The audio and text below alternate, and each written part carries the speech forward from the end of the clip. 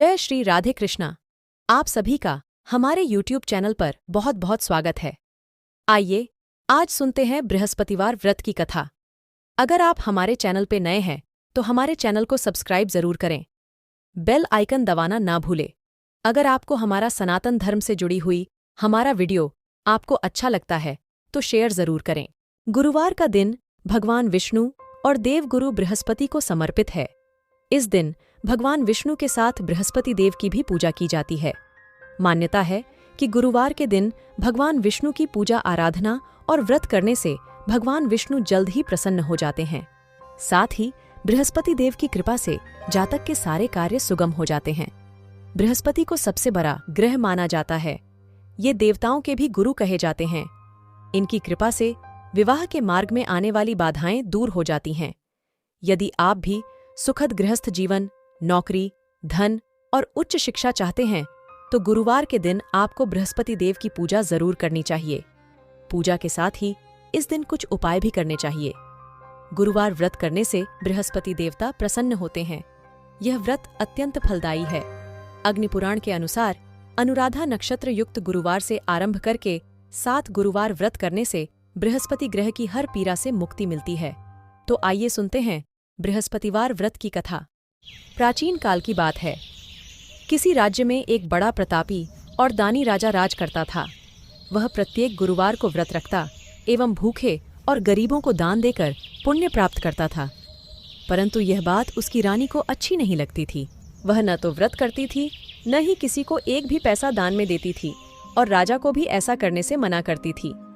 एक समय की बात है, राजा शिकार खेलने के लिए वन चले गए थे। घर पर रानी और दासी थीं। उसी समय गुरु बृहस्पति देव साधु का रूप धारण कर राजा के दरवाजे पर भिक्षा मांगने आए। साधु ने जब रानी से भिक्षा मांगी तो वह कहने लगी, हे साधु महाराज, मैं इस दान और पुण्य से तंग आ गई हूँ। आप कोई ऐसा उपाय बताएं जिससे कि सारा धन नष्ट हो जाए और मैं आराम से रह सकूं। बृहस्पति देव ने कहा, हे देवी, तुम बड़ी विचित्र हो। संतान और धन से कोई दुखी होता है। अगर अधिक धन है तो इसे शुभ कार्यों में लगाओ। कुंवारी कन्याओं का विवाह कराओ। विद्यालय और बाग बगीचे का निर्माण कराओ, जिससे तुम्हारे दोनों लोग सुधरें। परंतु साधु की इन बातों से रानी को खुशी नहीं हुई। उसने कहा कि मुझे ऐसे धन की आवश्यकता नहीं है जिसे मैं दान दूं और जिसे संभालने में मेरा सारा समय नष्ट हो जाए। तब साधु ने कहा, यदि तुम्हारी ऐसी इच्छा है तो मैं जैसा तुम्हें बताता हूँ तुम वैसा ही करना। गुरुवार के दिन तुम घर को गोबर से लीपना, अपने केशों को पीली मिट्टी से धोना, केशों को धोते समय स्नान करना, राजा से हजामत बनाने को कहना, भोजन में मांस मदिरा खाना, कपड़ा धोबी के यहाँ धुलने डालना। इस प्रकार 7 बृहस्पतिवार करने से तुम्हारा समस्त धन नष्ट हो जाएगा। इतना कहकर साधु रूपी बृहस्पति देव अंतर्ध्यान हो गए। साधु के अनुसार कही बातों को पूरा करते हुए रानी को केवल 3 बृहस्पति। इस प्रकार 7 बृहस्पतिवार करने से तुम्हारा समस्त धन नष्ट हो जाएगा। इतना कहकर साधु रूपी बृहस्पति देव अंतर्ध्यान हो गए। साधु के अनुसार कही बातों को पूरा करते हुए रानी को केवल 3 बृहस्पतिवार ही बीते थे कि उसकी समस्त धन संपत्ति नष्ट हो गई। भोजन के लिए राजा का परिवार तरसने लगा। तब एक दिन राजा ने रानी से बोला कि हे रानी, तुम यहीं रहो, मैं दूसरे देश को जाता हूँ, क्योंकि यहाँ पर सभी लोग मुझे जानते हैं, इसलिए मैं कोई छोटा कार्य नहीं कर सकता। ऐसा कहकर राजा परदेश चला गया। वहां वह जंगल से लकड़ी काट कर लाता और शहर में बेचता। इस तरह वह अपना जीवन व्यतीत करने लगा। इधर राजा के परदेश जाते ही रानी और दासी दुखी लगी। एक बार जब रानी और दासी को 7 दिन तक बिना भोजन के रहना पड़ा तो रानी ने अपनी दासी से कहा, हे दासी, पास ही के नगर में मेरी बहन रहती है। वह बड़ी धनवान है। तू उसके पास जा और कुछ ले आ, ताकि थोड़ी बहुत गुजर बसर हो जाए। दासी रानी की बहन के पास गई। उस दिन गुरुवार था और रानी की बहन उस समय बृहस्पतिवार व्रत की कथा सुन रही थी। दासी ने रानी की बहन को अपनी रानी का संदेश दिया, लेकिन रानी की बड़ी बहन ने कोई। तो रानी ने अपनी दासी से कहा, हे दासी, पास ही के नगर में मेरी बहन रहती है। वह बड़ी धनवान है। तू उसके पास जा और कुछ ले आ, ताकि थोड़ी बहुत गुजर बसर हो जाए। दासी रानी की बहन के पास गई। उस दिन गुरुवार था और रानी की बहन उस समय बृहस्पतिवार व्रत की कथा सुन रही थी। दासी ने रानी की बहन को अपनी रानी का संदेश दिया, लेकिन रानी की बड़ी बहन ने कोई उत्तर नहीं दिया। जब दासी को रानी की बहन से कोई उत्तर नहीं मिला तो वह बहुत दुखी हुई और उसे क्रोध भी आया। दासी ने वापस आकर रानी को सारी बात बता दी। सुनकर रानी ने अपने भाग्य को कोसा। उधर रानी की बहन ने सोचा कि मेरी बहन की दासी आई थी, परंतु मैं उससे नहीं बोली, इससे वह बहुत दुखी हुई होगी। कथा सुनकर और पूजन समाप्त करके वह अपनी बहन के घर आई और कहने लगी, हे बहन, मैं बृहस्पतिवार का व्रत कर रही थी। तुम्हारी दासी मेरे घर आई थी, परंतु जब तक कथा होती है तब तक न तो उठते हैं और न ही बोलते हैं, इसलिए मैं नहीं बोली। कहो दासी क्यों गई थी? रानी बोली, बहन, तुमसे क्या छिपाऊं, हमारे घर में खाने तक को अनाज नहीं था। ऐसा कहते कहते रानी की आंखें भर आईं। उसने दासी समेत पिछले 7 दिनों से भूखे रहने तक की बात अपनी बहन को विस्तार पूर्वक सुना दी। रानी की बहन बोली, देखो बहन, भगवान बृहस्पति देव सबकी मनोकामना को पूर्ण करते हैं। देखो, शायद तुम्हारे घर में अनाज रखा हो। पहले तो रानी को विश्वास नहीं हुआ, पर बहन के आग्रह करने पर उसने अपनी दासी को अंदर भेजा तो उसे सचमुच अनाज से भरा एक घड़ा मिल गया। यह देखकर दासी को बड़ी हैरानी हुई। दासी रानी से कहने लगी, हे रानी, जब हमको भोजन नहीं मिलता तो हम व्रत ही तो करते हैं, इसलिए क्यों न इनसे व्रत और कथा की विधि पूछ ली जाए ताकि हम भी व्रत कर सकें। तब रानी ने अपनी बहन से बृहस्पतिवार व्रत के बारे में पूछा।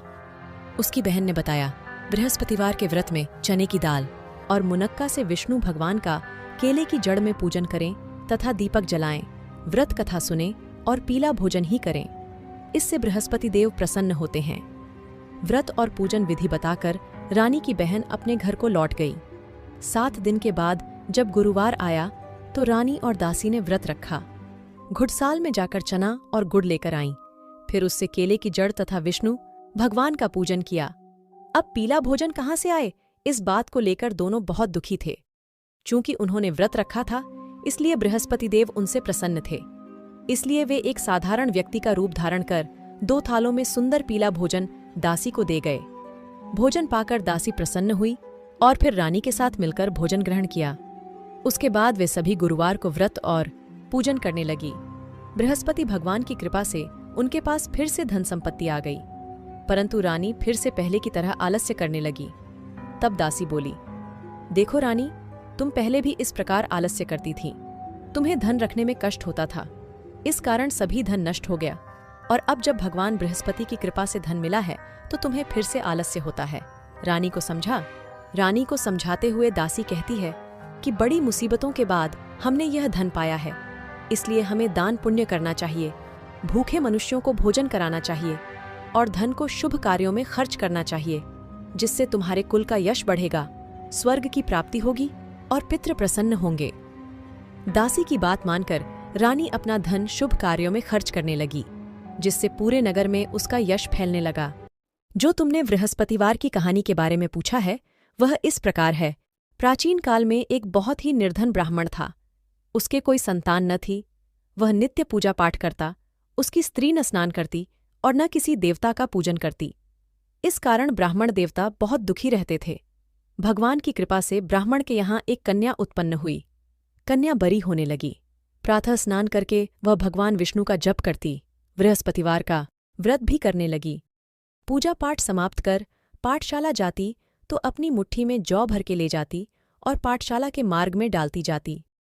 लौटते समय वहीं जौ स्वर्ण के हो जाते तो उनको बीनकर घर ले आती।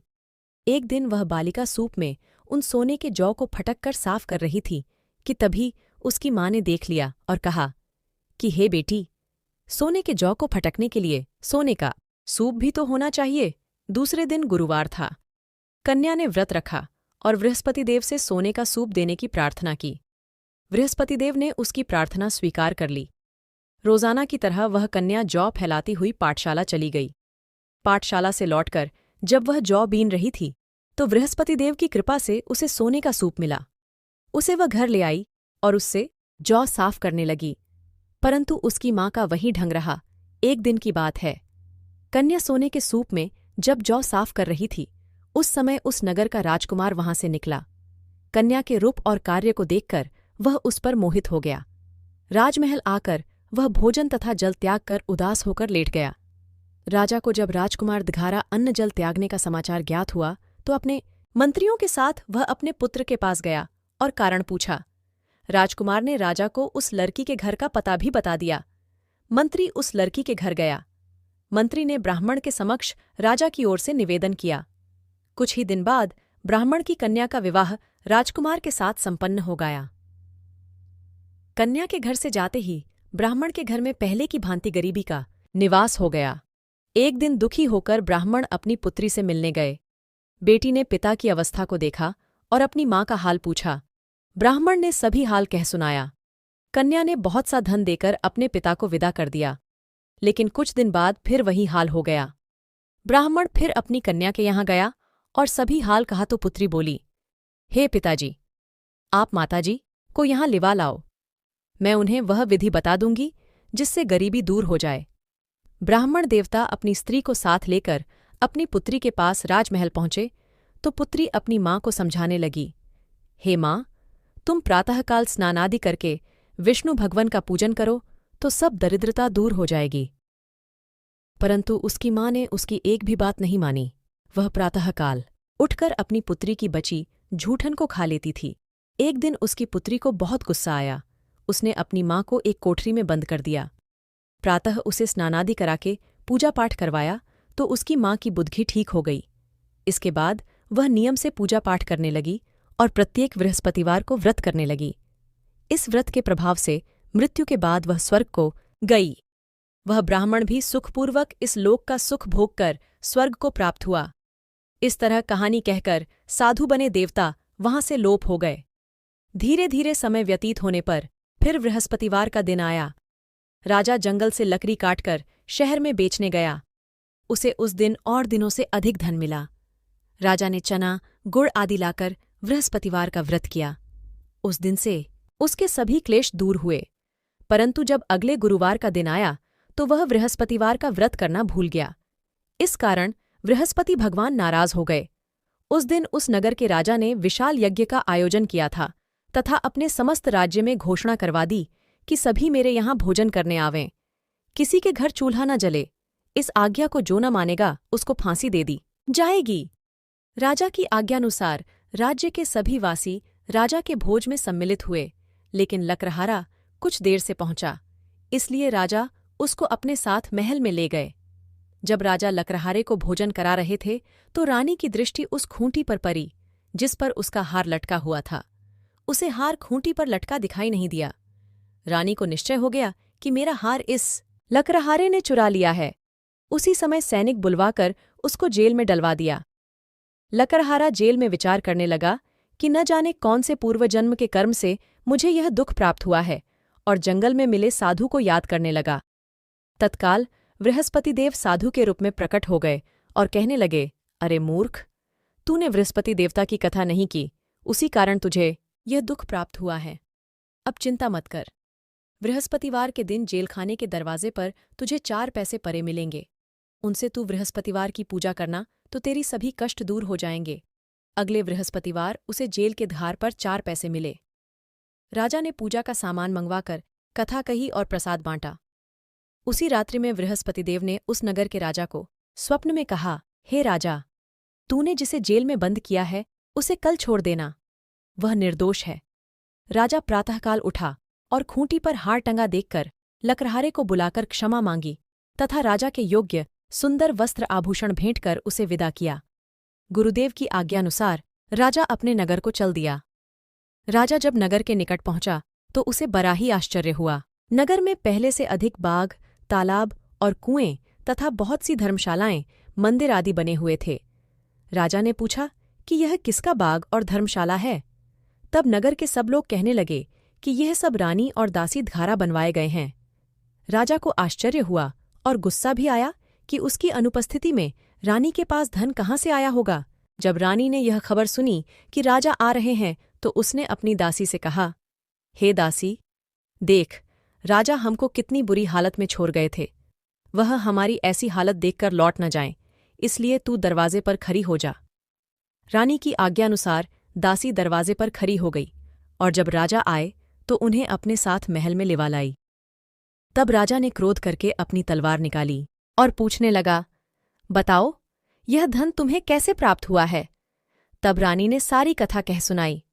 राजा ने निश्चय किया कि मैं रोजाना दिन में 3 बार कहानी कहा करूंगा और रोज व्रत किया करूंगा।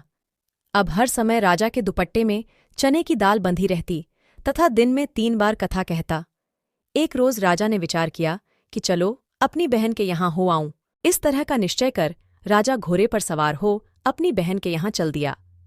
मार्ग में उसने देखा कि कुछ आदमी एक मुर्दे को लिए जा रहे हैं।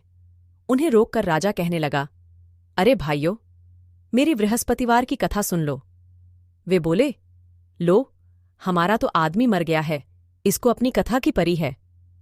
परंतु कुछ आदमी बोले, अच्छा कहो, हम तुम्हारी कथा भी सुनेंगे। राजा ने दाल निकाली और कथा कहनी शुरू कर दी। जब कथा आधी हुई तो मुर्दा हिलने लगा और जब कथा समाप्त हुई तो राम राम करके वह मुर्दा खड़ा हो गया। राजा आगे बढ़ा। उसे चलते चलते शाम हो गई। आगे मार्ग में उसे एक किसान खेत में हल चलाता मिला। राजा ने उससे कथा सुनने का आग्रह किया, लेकिन वह नहीं माना।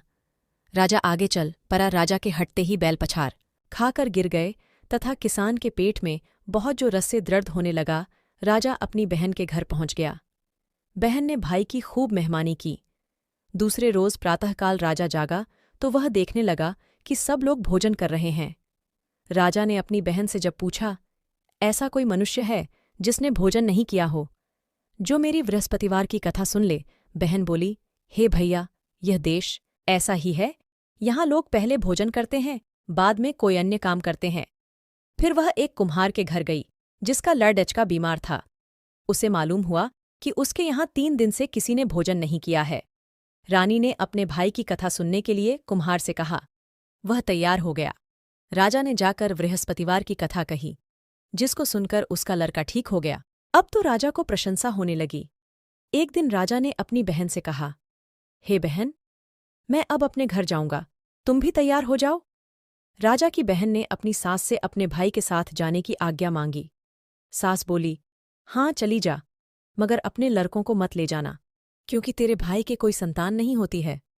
बहन ने अपने भाई से कहा, हे भैया, मैं तो चलूंगी, मगर कोई बालक नहीं जाएगा। अपनी बहन को भी छोड़कर दुखी मन से राजा अपने नगर को लौट आया। राजा ने अपनी रानी से सारी कथा बताई और बिना भोजन किए वह शैया पर लेट गया। रानी बोली, हे प्रभो, बृहस्पति देव ने हमें सब कुछ दिया है, वे हमें संतान अवश्य देंगे। उसी रात बृहस्पति देव ने राजा को स्वप्न में कहा, हे राजा, उठ, सभी सोच त्याग दे, तेरी रानी गर्भवती है। राजा को यह जानकर बड़ी खुशी हुई। 9वें महीन रानी के गर्भ से एक सुंदर पुत्र पैदा हुआ। तब राजा बोला, हे रानी, स्त्री बिना भोजन के रह सकती है, परंतु बिना कहे नहीं रह सकती। जब मेरी बहन आए तो तुम उससे कुछ मत कहना। रानी ने हाँ कर दी। जब राजा की बहन ने यह शुभ समाचार सुना तो वह बहुत खुश हुई तथा बधाई लेकर अपने भाई के यहाँ आई। रानी ने तब उसे आने का उलाहना दिया। जब भाई अपने साथ ला रहे थे तब टाल गई, उनके साथ न आई और आज अपने आप ही भागी भागी बिना बुलाए आ गई। तो राजा की बहन बोली, भाई, मैं इस प्रकार न कहती तो तुम्हारे घर औलाद कैसे होती? बृहस्पति देव सभी कामनाएं पूर्ण करते हैं। जो सद्भावनापूर्वक बृहस्पतिवार का व्रत करता है एवं कथा पढ़ता है अथवा सुनता है और दूसरों को सुनाता है, बृहस्पति देव उसकी सभी मनोकामनाएं पूर्ण करते हैं, उनकी सदैव रक्षा करते हैं। जो संसार में सद्भावना से गुरुदेव का पूजन एवं व्रत सच्चे हृदय से करते हैं, उनकी सभी मनकामनाएं वैसे ही पूर्ण होती हैं जैसी सच्ची भावना से रानी और राजा ने बृहस्पति देव की कथा का गुणगान किया तो उनकी सभी इच्छाएं बृहस्पति देव जी ने पूर्ण की। अनजाने में भी बृहस्पति देव की उपेक्षा न करें, ऐसा करने से सुख शांति नष्ट हो जाती है। इसलिए सबको कथा सुनने के बाद प्रसाद लेकर जाना चाहिए। हृदय से उनका मनन करते हुए जयकारा बोलना चाहिए। भगवान विष्णु की जय जय। श्री हरि राधे राधे।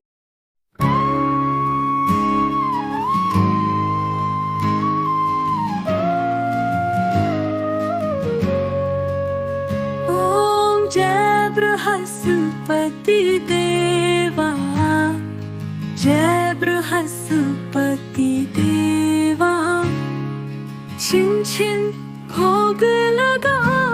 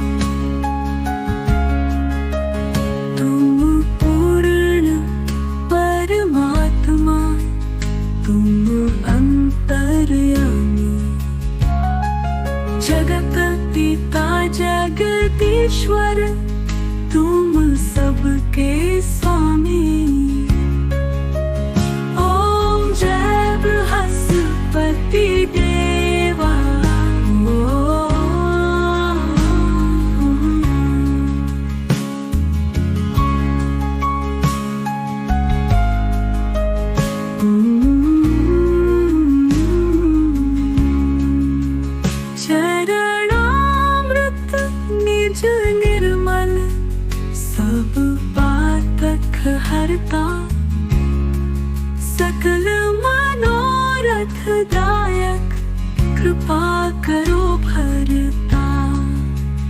ओम जय बृहस्पति देवा।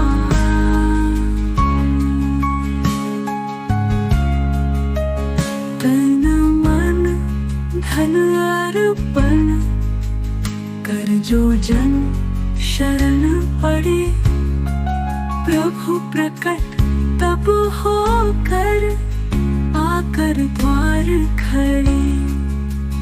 ओम जय बृहस्पति देवा।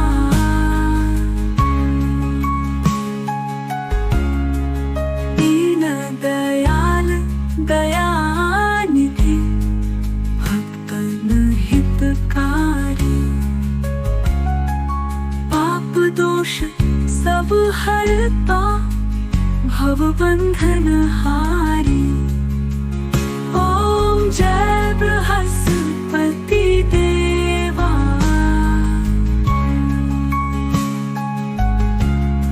सकल मनोरथदायक सब संशय तारो,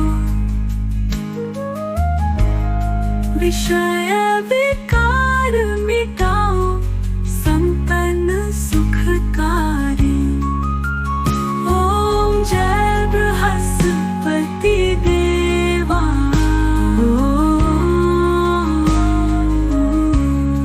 जो कोई आरती तेरी प्रेम सहित गावे,